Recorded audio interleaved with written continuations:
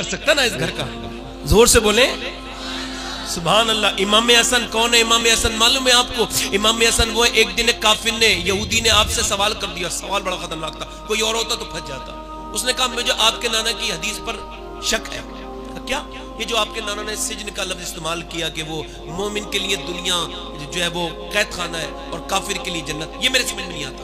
आपकी जुल्फे कितनी अच्छी हैं, आप इतना अच्छा खाते पीते, और मैं 2 दिन से कुछ नहीं खाया, मेरे लिए कहां से जन्नत है? मैं जन्नत में कैसे हूं? मैं काफिर हूं तो मैं कैसे जन्नत में हूं, और आपके लिए कैद खाना कैसे? तो आपने जवाब दिया, सुन लो और याद रखना, लिख लेना, कभी कोई ऐसा मसला है तो याद रखना।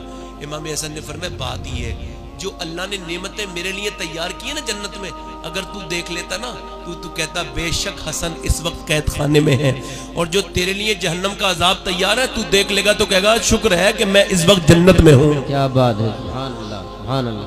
वो कैद खाने इमाम हसन, सुभान अल्लाह है इमाम हसन। इमाम हसन कौन है? इमाम हसन को कई बार काफी देर गुफ्तगू कर सकता हूं, मगर चूंकि थोड़ा सा मैं तकफीर कर रहा हूं। इमाम हसन जो है ना, दिल लग रहा है आप लोगों को? नहीं लग रहा है? इमाम हसन जौन से है ना, वो उन्हें एक बार जहर दिया गया, 2 बार 3, वो हसन नहीं हुआ, एक बार अल्लाह का हुक्म था हो गया। असर इतना खतरनाक हुआ जहर का, और इस बार का जो जहर था बड़ी दूर से मंगाया गया था। और ये जहर, जरा ध्यान से सुने मेरी बात, अब इधर उधर हिले ना, अपनी जिंदगी का ये बेशकीमत लम्हा समझे और ध्यान से सुने। इमाम हसन जो है ना, उनके कलेजा जो है ना, जब रात का वक्त कटा और जब उल्टी आई तो उनकी बहन करीब में लेटी थी, सैयदा ज़ैनब। उन्होंने चिराग जलाया, क्या हुआ मेरे भाई? जब देखा तो सफेद कुर्ते पर लोगों के खाने की उल्टी होती है। इमाम हसन के कलेजे के टुकड़े यहाँ पे पड़े थे, और सैयदा ज़ैनब आगे बढ़ के रोने लगी, मेरे नाना की निशानी। क्या हुआ ये? क्योंकि नाना की निशानी कहते थे। तो आगे बढ़ के बोली मेरा भाई।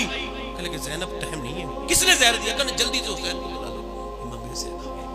इमाम हुसैन ने जब कलेजा कटा हुआ देखा, मुंह से खून आते देखा, तो तलवार निकाल के बोले किसने दिया है जहर? फरमाने लगे 1 मिनट मेरे भाई, मेरी पहले वसीयत लिख लो। अब वसीयत जरा देखो, सब लोग वसीयतें करते हैं, इमाम हसन की वसीयत। फरमाया भाई, मैंने अपनी नानी से कहा था कि मुझे अपने नाना के करीब में दफन होना है, तो मेरी नानी आयशा ने कहा था बेटे तेरे ही तो सब घर है, मैं कैसे तुझसे मना कर सकती हूँ? तू जहाँ चाहे, अल्लाह तेरी लंबी उम्र करे। कहते उन्होंने इजाजत दे दी थी, मगर मेरे बाद भी पूछ लेना और मुझे नाना के पास दफन करना। अच्छा ये बताओ, इमाम हसन का हक नहीं था दफन होने का?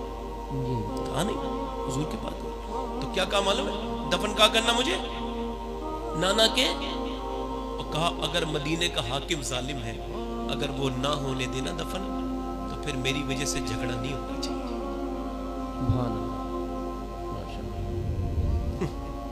कभी कभी मैं सोचता हूँ यार, मैं तो गुलाम नहीं हूँ, अल्लाह का शुक्र है कि मैं हसनी सैयद हूँ।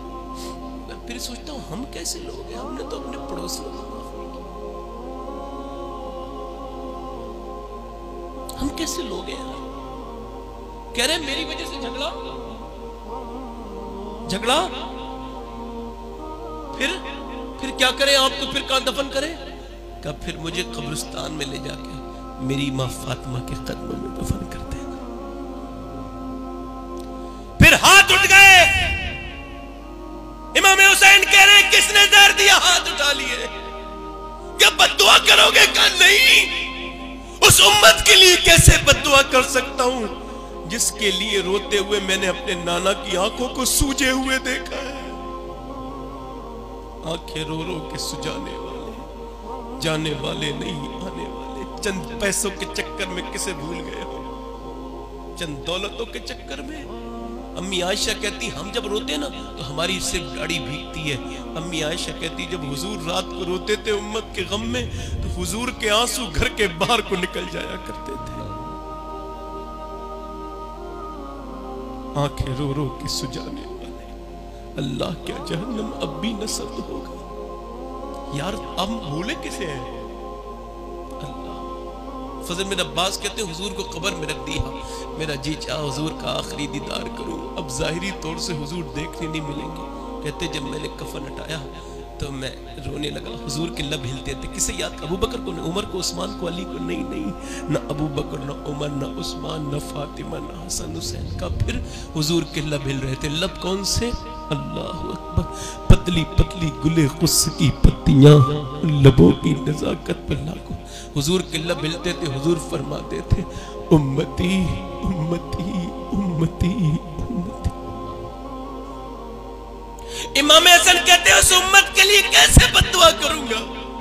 एक बार मैंने अपनी मां सैयदा से कहा था, अम्मी पूरी रात भूखी प्यासी रह के आप दुआएं करती है, मगर आपने कभी मेरा नाम नहीं लिया। मैंने सुना ही नहीं कभी हुसैन का नाम, कभी अब्बा का नाम, कभी ज़ैनब के लिए दुआ नहीं की। तो मेरी माँ ने कहा था, बेटे मैं ज़ैनब के लिए दुआ करती हूँ, मैं हुसैन के लिए, तेरे अब्बा और तेरे लिए भी दुआ करती हूँ, मगर मेरे बेटे एक बात सुन ले, मेरी दुआ पे पहला हक तुम्हारा नहीं है, मेरी दुआ पे पहला हक मेरे बाप की उम्मत के लोगों का है, मेरे अब्बा की उम्मत के लोगों का है।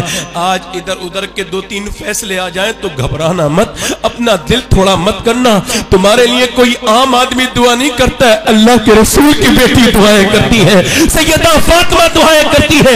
अपना दिल थोड़ा मत करना, तुम लावारिस नहीं हो, मेरा रब की रहमतें गवाह है। तुम्हारे वारिस अली है, तुम्हारे वारिस हज़रत अबू बकर सिद्दीक है, तुम्हारे वारिस उस्मान ज़ुन्नूरैन है, तुम्हारे वारिस मौला अली है, तुम्हारे वारिस तुम्हारे लिए दुआ करने वाली सैयदा फातिमा ज़हरा है। इमाम हसन ने हाथ उठाए हैं, आज दुआ हो रही है। अल्लाह तेरा शुक्र है तूने मुझे हसन बनाया। या अल्लाह तू दुनिया में कितने लोगों को पैदा करेगा। ये दुआ किस हालत में हो रही है?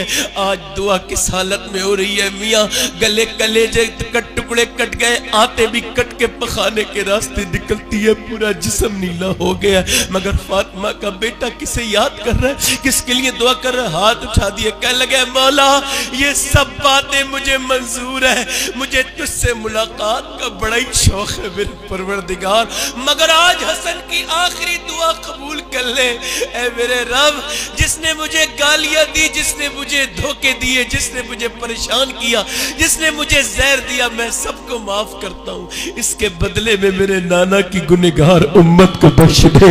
ऐ मौला मेरे नाना की उम्मत को बख्श दे। यार जरा गौर करो, अभी आपका जी नहीं तक टूटा, अभी दिल नहीं पगला, तो आओ आखिरी बार करता हूँ। आखिरी रिवायत यह है कि अल्लाह के रसूल की बड़ी बेटी का नाम है ज़ैनब, मक्के से मदीने को जा रही है। आज अपनी माँ से न बात करने वालों, भाइयों से बात न करने वालों, मक्के से मदीने को जा रही है। रास्ते में क्या हुआ है? सैयदा ज़ैनब को घेर लिया गया। कौन सी है नबी की बेटी? कौन सी है? ये एक आदमी ने जाके नेज़ा मारा, हुजूर की बेटी ऊँटनी से नीचे गिर गई। तुम्हारी भी तो बेटी है, तुम्हारी भी तो बहनें हैं। जब नीचे गिरी ना तो नबी की बेटी के पेट में बच्चा था, इंतकाल हो गया। मैं इस बार हज पे गया था ना, तो मक्के से मदीने को जा रहा था, तो रास्ते में बस खराब हो गई, एसी बंद हो गई, बस गर्मी लगी। तो मैंने कहा या अल्लाह मैं तो पहुंच जाऊंगा, थोड़ी देर में नई बस आ जाएगी। मगर नबी की बेटी बगैर इलाज के 400 किलोमीटर का सफर, बोलो ना यार ये किसकी बात करने चला? हम सब की बेटियां नबी की बेटी के कदमों पे कुर्बान हो जाए। मदीने पहुंची ना तो रसूलुल्लाह की बेटी, अल्लाह के पैगंबर की बेटियां, अल्लाह के रसूल की बेटी, पैगंबर इस्लाम की बेटी, बिल्कुल हालत दम लबों पर है। किसी ने कहा हुजूर आपकी बेटी आई है, हुजूर गए, अल्लाह, हुजूर का कल्बे नाज़ुक एकदम रो पड़े, एकदम चेहरे को चूम लिया। मेरी ज़ैनब तूने अपने बाप की सुन्नत अदा की है, और डरना मत मेरी लाडली, अल्लाह बड़ा बदला देने वाला है। फिर हुजूर मदीने मस्जिद नबी में लोगों ने हुजूर को रोते देखा, सिसकियां ले लेकर रोते थे।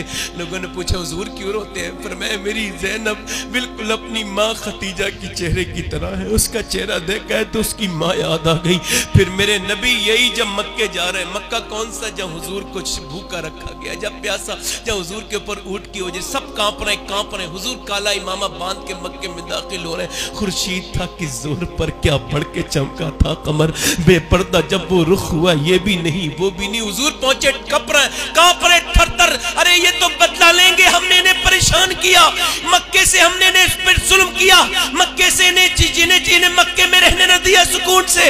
अब अल्लाह के रसूल के जब दुश्मन डरते हैं तो मेरे नबी ने फरमाया, लोगों मुझसे डरो मत, मैं तुम्हें कोई बदला लेने थोड़ी आया हूं, मैं तो अल्लाह की रहमत बन के तुम्हें माफ करने आया हूं। आओ मैं तुम्हें माफ करूंगा। जिसने मेरे ऊपर ऊंट की ओजड़ी रखी थी मैं उसे भी माफ करता हूं। जिसने मेरी फातिमा को भूखा रखा मैं उसे भी माफ करता हूं। जिसने मेरे घर वालों पे जुल्म किया मैं उसे भी माफ करता हूं। जिसने मेरी खतीजा के घर में पत्थर मारे उसे भी माफ करता हूं। एक आदमी आया, उसका मुंह जो है ना ढका हुआ था, बड़े गौर से सुनना। वो कहने लगा, आप सबको माफ कर देंगे? आपने फरमाया हाँ। क्या आप उसे भी माफ कर देंगे जिसने आपकी बेटी को सफर में गिराया था ऊंटनी पे से नीचे और आपके नवासे का इंतकाल हो गया था? मेरे नबी ने फरमाया, तू इम्तिहान लेने आया है मेरा, मैं कितना माफ करने वाला हूं।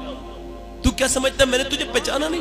तू भी अपना चेहरा खोल, तू वही है ना, हटा पर्दा अपने चेहरे से, तू वही है ना जिसने मेरी बेटी को गिराया था। फरमाते, तू देखना चाहता है मैं कितना माफ करने वाला हूं। सारे अच्छों से अच्छा समझिए जिसे, है उन अच्छों से अच्छा हमारा नबी। खल्क से औलिया से रसूल। ओ यार, ये बेटी का कातिल सामने है। फरमाया, तू ये देखना चाहता है मैं कितना माफ करने वाला हूं? कहा? फरमाया, तो फिर ऐसा कर, तू भी कलमा पढ़ ले, मैं मोहम्मद तुझे भी माफ करने के लिए तैयार हूं।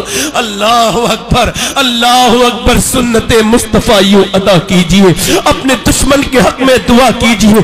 एक हम हैं जो अपनों से दिल तोड़े बैठे हैं, एक मेरे नबी है जिन्होंने तमाम दुनिया को अपना बना लिया, दुश्मनों को अपना बना लिया। कहते हो नबी का दामन नहीं छोड़ेंगे।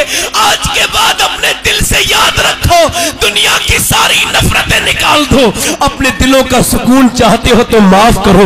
कहो, हाथ उठा के कहो, इंशाअल्लाह आज से वादा करते हैं माफ करेंगे और झगड़ा आपस में नहीं करेंगे। इंशाअल्लाह, इंशाअल्लाह झगड़ा आपस में इंशाअल्लाह, बोलो बोलो जल्दी, नहीं करेंगे ना इंशाअल्लाह। क्योंकि कोई पीर भी झगड़ा कराए तो उसकी बातों में ना आना। आज पीर कहता है ना दूसरे से, मुरीद तो कुछ कहते हैं, मैं तो सबको नहीं जानता, कुछ कहते हैं फलां के मुरीद से बात ना करना, अपने मुरीद से कहता है। तो उस पीर से कहो, ये तेरे मुरीद पहले या मेरे नबी के उम्मती पहले? बताना यार मुझे। और कोई पीर है ही नहीं, कोई पीर नहीं है। पीर दुनिया में सिर्फ एक है, बाकी सब उसके गुलाम है। और उस पीर का नाम शेख अब्दुल कादिर जिलानी है। सब उसी के हैं या उसी से हैं। तो सब जब गौस पाक के है तो झगड़ा किस बात का है? तो इंशाअल्लाह दिल में वादा करेंगे, माफ करेंगे। आज के बाद जल्दी बोलो, माफ करेंगे इंशाअल्लाह। दिल लगा के बोलो, माफ करेंगे इंशाअल्लाह। दिल लगा के बोलो, माफ करेंगे। कहो तो थोड़ी देर गुफ्तगू और कर लूं, कहो तो खत्म कर दूं। दिल लग रहा है, दिल लग रहा है।